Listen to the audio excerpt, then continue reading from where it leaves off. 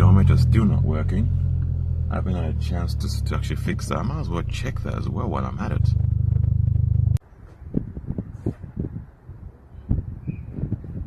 Yesterday, me and my brother were out cruising on just on the streets, just a leisure drive, really, nothing serious. Enjoying ourselves, and you know, we got together and had the lineup, gave it a bit of juice. It sounded really good. We were not really racing, but we were showing off, playing around. He's got a WRX, and I've got this S3. After a few boosts, I just lost my brakes. I knew I had a vacuum leak somewhere. So immediately I looked around. It was getting a bit dark, and I discovered there was a break in this line right here. Now let me see. There was a break in that line there. So I cut it back a little bit shorter and reclamped it. I thought, yep, that'll fix it. It didn't fix it. It was still bad. So I limped it all the way back home at night. Last night, parked it. I thought, oh, okay, we got something serious. I thought maybe it was a booster, you know, the brake booster down there, which is really hard to get to. And I thought, damn it, I don't want to reach around down there. Look at the mess. Everything's cramped up back there. So this morning I got up, looked around again, and I discovered that there was a leak. There's a disconnected line right down there. I don't know if you can see it, but there it is. I'll reach around, see if I can show it to you. I can just see it. There it is, right there, and there. When I put this engine together a few months ago, I forgot to put a clamp here between this hose and the rubber hose. So I'm glad to see that. That's all it was. I'm gonna put it back together, and then I'll get a clamp and reclamp this section. I'm so glad that's all it is. I was thinking of the worst things that could go wrong with this. I thought, damn it, don't make me remove this brake booster. So that's connected. It's actually quite loose. No wonder it came off. So I must have had too much boost in this. It must have over boosted. What's going on here? Why have we lost focus? I must have over boosted it. Or it must have boosted too high, and that not being clamped, it must have just popped it off.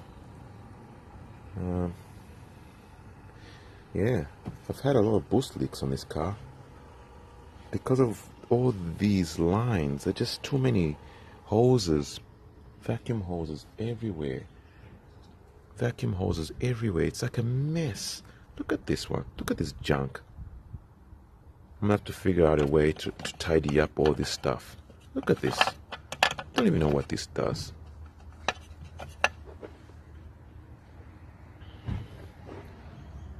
I've got an idea of how to fix this though. I'm gonna try something really unusual. I'm actually thinking of making all these lines, rebuilding them all, and using actual metal pipes and make it really, really neat, like a steam engine kind of design, made out of copper or chrome, and just make them beautifully, nicely, pipe it all nicely going down and across. And I think that will eliminate most of these boost leaks I've got, these boost issues, vacuum leak issues I've got. Look at these hoses. They all go old. They break. And there's nothing you can do but just reclamping them and cutting them back, reclamping them. Look at this one here. Someone's done this job before. I didn't do this. So it obviously had a problem here. And they've just been patching it up.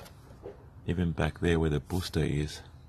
it's all been patched up, and there's no, and I didn't put hose clamps even down there either. But down here I did it on purpose because I wanted to be able to remove it easily. But now I'm thinking that wasn't such a smart idea, because what happened is that it can actually be quite dangerous if you're racing on a street and this was to pop off and then there's a sudden stop. You can't stop fast enough and you don't even know that your brakes are not working until you use them or until you need them. Here I've got a blow-off valve, an aftermarket one by SAS, adjustable, and it's not doing anything. So I'm wondering if these boost leaks, these vacuum hoses, have been causing this not working, because I don't hear it at all. It's very rare I hear that. So that's my job for this one. My next job is to reline all these vacuum hoses, remake them, rebuild them, and then put my signature touch to this engine somehow. And I've got an idea for this one. I'm gonna chrome. I'm actually thinking of chrome plating this. Chrome plating it. Actually, no, not chrome plating it. I'm thinking of what do you call it? Galvanizing this rocker cover, or getting them to copper chrome it, to chrome plate it, but in a copper color. And I think that will look really, really nice, and it will accent, it will match the body color as well. So that's what I'm really looking forward to it. And I'm gonna do some styling on this head here. I might actually etch something in there. I got a friend who has a company where he works a lot with alloys. He's an engineer, so I'm actually gonna get him to print something across here. I'm gonna get him to print something across here and make this engine really pop and look really, really nice. So I can't wait to get that to him. I'm thinking maybe I might do the whole BAM code, which is written right here.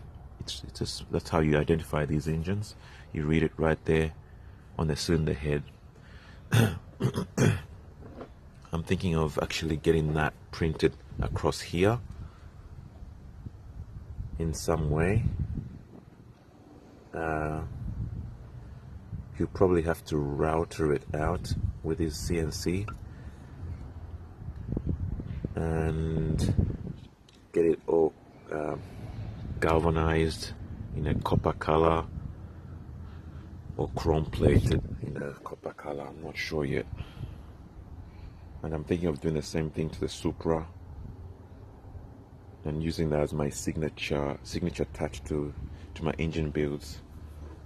So anyway, and yeah, we'll see how it looks like, see how it ends up.